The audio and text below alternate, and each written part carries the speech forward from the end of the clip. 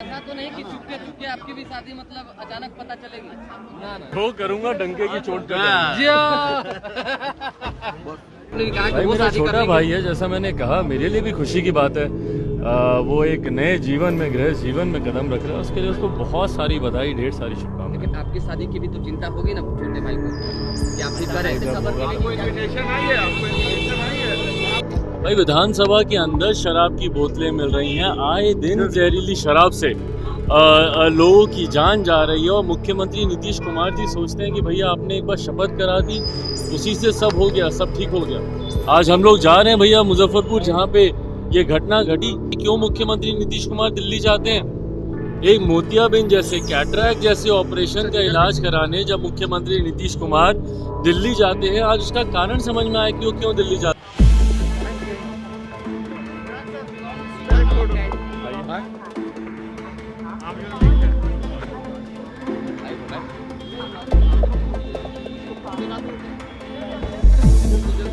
बसपा के राष्ट्रीय अध्यक्ष चिराग पासवान एयरपोर्ट पर पहुंच चुके हैं।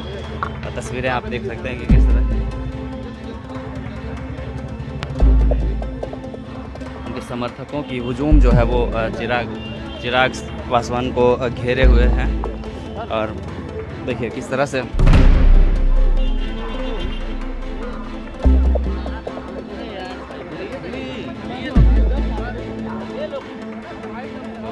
जैसा कि आप देख रहे हैं कि किस तरह दिल्ली से पटना आगमन हुआ है चिराग पासवान का। लोजपा के राष्ट्रीय अध्यक्ष पहुंचे हैं काफ़ी दिनों बाद इस बार।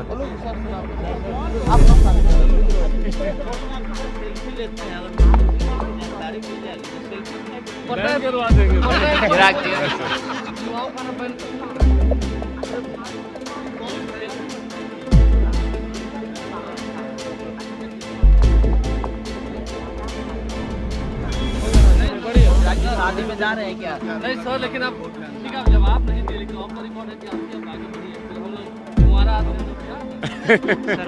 ऐसा तो नहीं कि चुपके चुपके आपकी भी शादी मतलब अचानक पता चलेगी?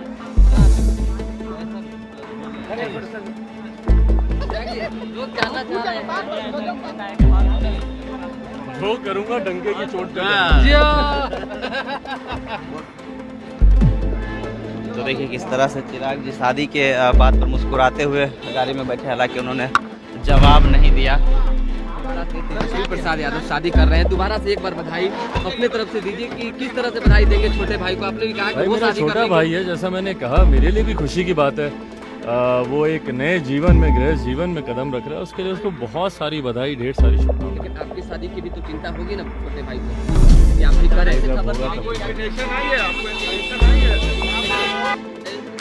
के अंदर शराब की बोतलें मिल रही हैं। भाई विधानसभा के अंदर शराब की बोतलें मिल रही हैं, आए दिन जहरीली शराब से लोगों की जान जा रही है, और मुख्यमंत्री नीतीश कुमार जी सोचते हैं कि भैया आपने एक बार शपथ करा दी, उसी से सब हो गया, सब ठीक हो गया। हकीकत है कि जब तक आप कानून को धरातल पर उतारने के लिए ईमानदार नीयत के साथ आप प्रयास नहीं करेंगे, सिर्फ कानून बनाने से ये कार्य सफल नहीं होने वाले। और यही कारण है कि भैया आज 5 साल होने को आए हैं, पर शराबबंदी कानून पूरी तरीके से बिहार में विफल रहा है। और ये बात निरंतरता में हम लोग उठाते रहे कि कोई एक ऐसा मापदंड बता दीजिए ना जिसपे नीतीश कुमार जी की सरकार सफल रही हो। आज नीति आयोग की रिपोर्ट अगर बिहार को फिसड्डी कहती है, तो उसके कारण है भैया, क्योंकि आपका कोई कानून धरातल पर नहीं उतरता। अपराध में जिस तरीके से दिन रात वृद्धि होती रही है, स्वास्थ्य सेवाएं जिस तरीके से चरमराती जा रही हैं। आज हम लोग जा रहे हैं भैया मुजफ्फरपुर, जहाँ पे ये घटना घटी। आज समझ में आता ना भैया, जब मैं पहले बोलता था कि क्यों मुख्यमंत्री नीतीश कुमार दिल्ली जाते हैं, एक मोतियाबिंद जैसे, कैटरैक्ट जैसे ऑपरेशन का इलाज कराने जब मुख्यमंत्री नीतीश कुमार दिल्ली जाते हैं, आज उसका कारण समझ में आया क्यों दिल्ली जाते हैं। क्योंकि बिहार में जो व्यवस्था उन्होंने खड़ी कर दी है, उसमें एक ऐसा डॉक्टर बिहार में नहीं बचा जो मोतियाबिंद जैसा ऑपरेशन, इतना सरल ऑपरेशन, उसको ढंग से कर पाए। और मुख्यमंत्री नीतीश कुमार जी इस बात को भली भांति जानते थे, इसीलिए वो 1000 किलोमीटर की चार्टर फ्लाइट करके वो दिल्ली जाते थे अपना इलाज कराने, अपना ऑपरेशन कराने। और जिन लोगों ने बिहार में ऑपरेशन करवाया, उनके परिणाम आपके सामने। जिन लोगों की आंख की रोशनी चली गई, भैया बताइए ना उनका क्या कसूर था? आपकी कुव्यवस्था के वो शिकार हुए। और बार बार मैं इस बात को बोलता हूँ कि दुख मुझे इस बात का होता है कि मुख्यमंत्री नीतीश कुमार किसी भी पीड़ित परिवार से मिलना तक जरूरी नहीं समझते। भैया आप एक बार जाइए तो उन लोगों के पास, पूछिए उनसे कि क्या हुआ, ऑपरेशन के दौरान कठिनाई हुई, बाद में कठिनाई हुई। जब तक आप सुनेंगे नहीं तो आप उसकी जांच कैसे करेंगे? यही शराबबंदी में भी मैंने बार बार कहा था कि भैया आप जाइए उन पीड़ित परिवारों से मिलिए, वो बताएंगे कि कहाँ जाकर इन लोगों ने शराब पी, कैसे हुआ, कैसे उनकी हालत बिगड़ी। पर जब तक आप सुनेंगे नहीं, बंद कमरे में आप सोचेंगे कि बंद कमरे में, एसी कमरे में बैठने से आपकी कानून व्यवस्था ठीक हो जाएगी, आपके तमाम परिस्थितियां, तमाम विभाग के कार्य ठीक हो जाएंगे, ऐसा होता नहीं। और इसीलिए बिहार हर स्तर पर, हर क्षेत्र में विफल होता है।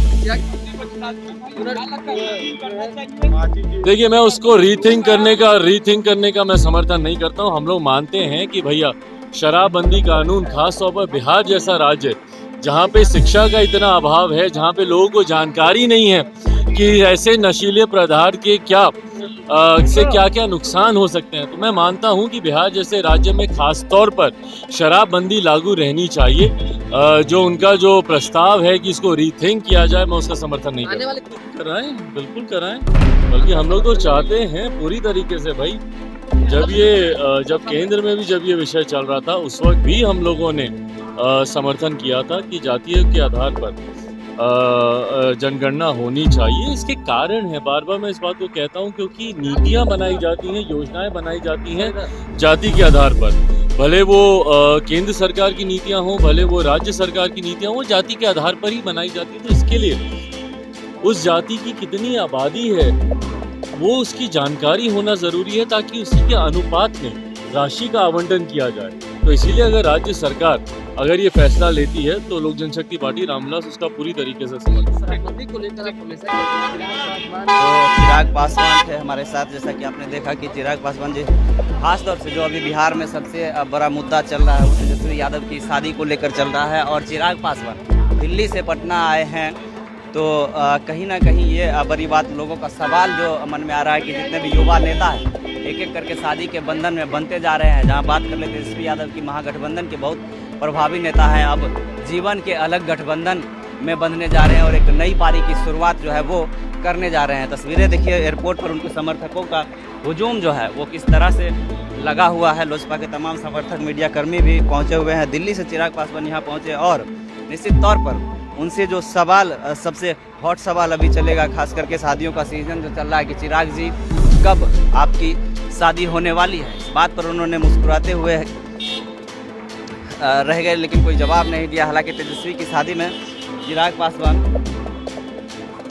शादी पर उनको बधाइयाँ जरूर दी है। देखिए तस्वीरें किस तरह से पटना एयरपोर्ट पर उनके समर्थकों को हुजूम, उनका काफिला जो है वो अब पटना एयरपोर्ट से निकल चुका है। चिराग पासवान युवा नेता हैं, तो निश्चित तौर पर लोगों के मन में ये बातें ज़रूर आएंगी कि आखिर चिराग पासवान कब शादी कर रहे हैं। आखिर जो भी जितने भी युवा नेता हैं बिहार में, उनमें से चिराग पासवान, तेजस्वी यादव, हालांकि तेज प्रताप यादव की शादी हुई थी लेकिन लंबे समय तक वो ठीक नहीं पाई और सही से चल नहीं पाई। तो उसके बाद जो नंबर आता है वो चिराग पासवान है और तेजस्वी यादव अपकमिंग दूल्हा ये लोग थे। तो तेजस्वी यादव तो अब जीवन के गठबंधन में बनने जा रहे हैं। हालांकि नीतीश कुमार के बेटे निशांत भी इस कड़ी में हैं, तो अब देखने वाली बात होगी कि इन लोगों के सर पे सेहरा कब सजेगा।